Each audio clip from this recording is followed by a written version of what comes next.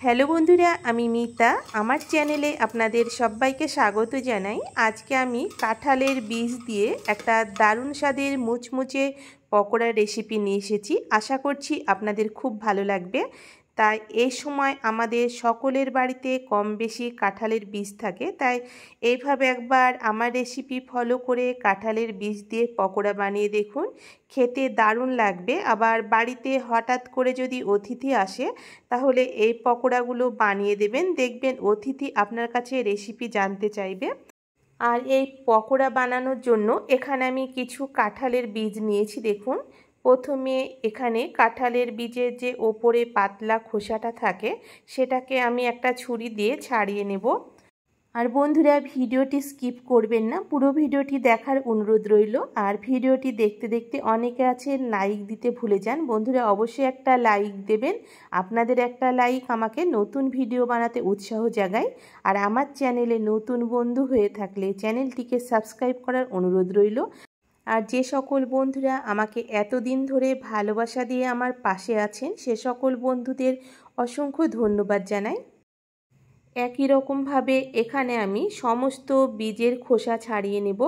আপনারা চাইলে এখানে ছুরি কিংবা বটি দিয়েও খোসাগুলো ছাড়িয়ে নিতে পারেন। আর এখানে আমার ডান হাতের আঙুলটায় প্রচণ্ড ব্যথা করছে, তাই এখানে বীজ থেকে খোসাটা ছাড়াতে আমার খুব অসুবিধা হচ্ছে। দেখুন বন্ধুরা, এখানে আমি একই রকমভাবে সমস্ত বীজ থেকে খোসা ছাড়িয়ে নিয়েছি।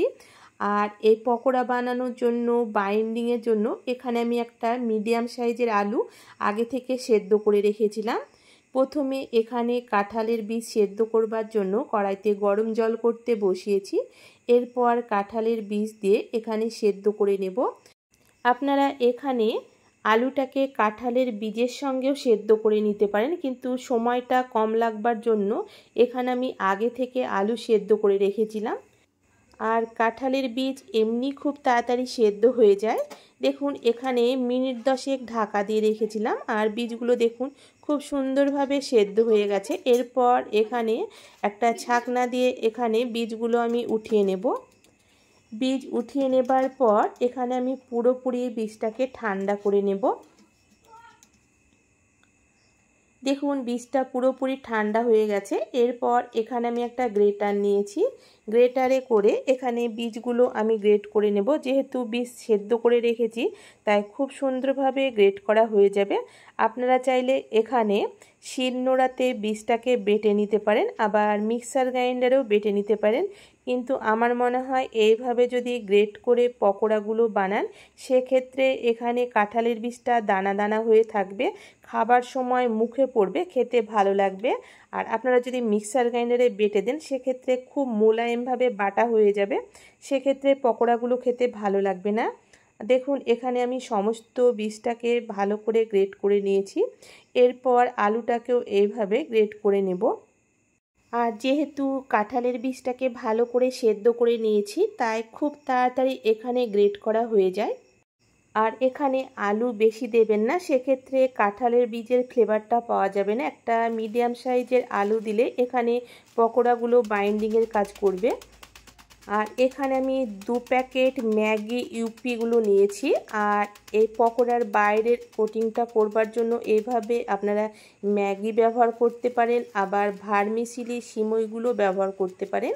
প্যাকেট সমেত আমি এখানে হামানদিস্তাতে এখানে ম্যাগিটাকে ভালো করে গুঁড়ো করে নিলাম। এখানে আমি ইপি ম্যাগিটা নিয়েছি, আপনারা চাইলে এখানে ভার্মিসিলির সিমুইগুলো ব্যবহার করতে পারেন। আর প্যাকেট সমেত হামানদিস্তাতে গুঁড়ো করে নিয়েছি। আর কাঁঠালের বীজের পকোড়ার বাইরের লেয়ারটা এইভাবে ম্যাগি দিয়ে বানালে খেতে দারুণ লাগে। আর ম্যাগির ভেতরে যে মশলাটা থাকে সেটা দিয়ে দিলাম। এখানে আলাদা করে আর আমি কোনো মশলা ব্যবহার করব না।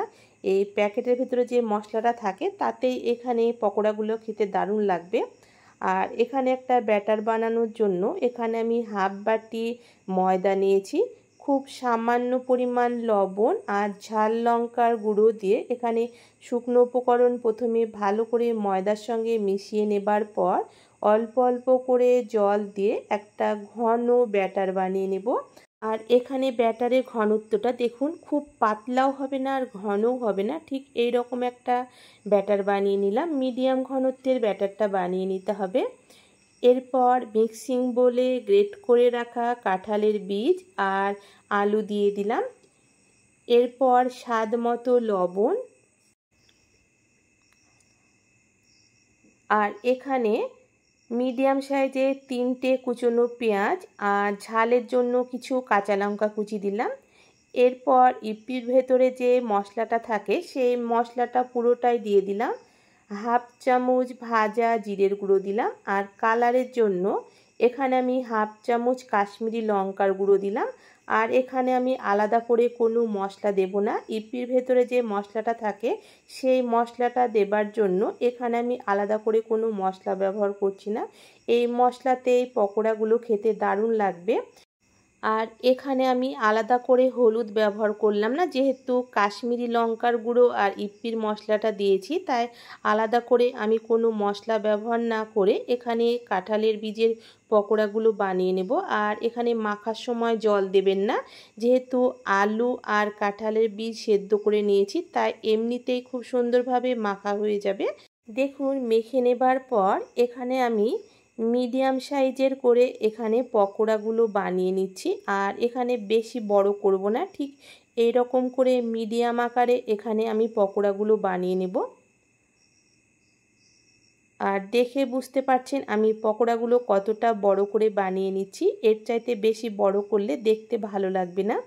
আর একটু ছোট সাইজের যদি পকোড়াগুলো বানিয়ে নেওয়া যায়, সেক্ষেত্রে ভাজবার সময় ভেতরের দিকটাও খুব সুন্দরভাবে ভাজা হয়ে যাবে। দেখুন, এখানে আমি একই রকমভাবে সব পকোড়াগুলো বানিয়ে নিয়েছি। এরপর আগে থেকে যে আমি ময়দার ব্যাটারটা বানিয়ে রেখেছিলাম, সেই ব্যাটারের ভেতরে এখানে পকোড়াগুলো এইভাবে ব্যাটার মাখিয়ে নিয়ে একটা কাঁটা চামচ দিয়ে আমি উঠিয়ে নিয়ে এখানে ইউপির ভেতরে দিয়ে দেব। আর এই ইপি দিয়ে এখানে আমি কোটিংটা করব। আর ইপি দিয়ে কোটিং করলে এখানে কাঁঠাল বীজের পকোড়াগুলো খেতে দারুণ লাগবে। এইভাবে ঘুরিয়ে এখানে আলতোভাবে চেপে চেপে ইউপিগুলো লাগিয়ে দেব। দেখুন, ঠিক এইভাবে বানিয়ে নিতে হবে। এটা ঠিক দেখে বুঝে নিতে হবে আমি কিভাবে বানিয়ে নিচ্ছি। প্রথমে পকোড়া ময়দার ব্যাটারে কোটিং করে নিলাম, তারপর এখানে ময়দার ব্যাটার থেকে উঠিয়ে নিয়ে এখানে ইপিতে কোটিং করে নিচ্ছি। আমি এখানে ইপি দিয়ে কোটিং করে নিচ্ছি। আপনারা চাইলে এখানে ম্যাগি কিংবা ভার্মিসিলি যে কোনো সিমাই দিয়ে এখানে পকোড়াগুলো কোটিং করে ভেজে নিতে পারেন।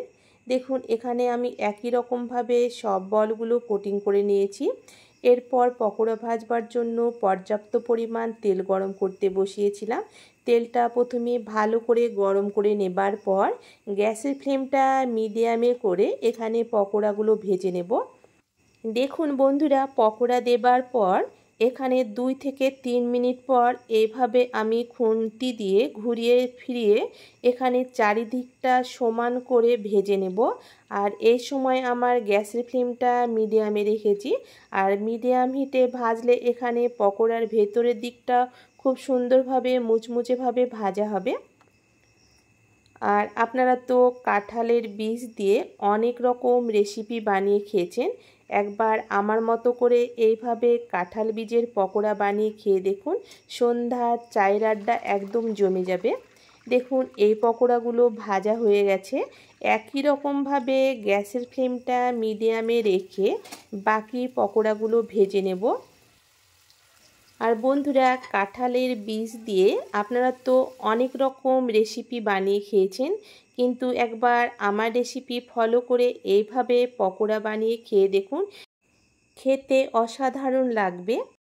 তাই বন্ধুরা, একবার হলেও আমার মতো করে এই কাঁঠাল বীজের পকোড়া বানিয়ে খেয়ে দেখুন, তাহলেই বুঝতে পারবেন। আর বন্ধুরা, আমার আজকের এই কাঁঠাল বীজের পকোড়া কেমন হয়েছিল অবশ্যই কমেন্ট করে জানাবেন। আজকের মতো এই পর্যন্ত বন্ধুরা, দেখা হচ্ছে পরবর্তী রেসিপিতে।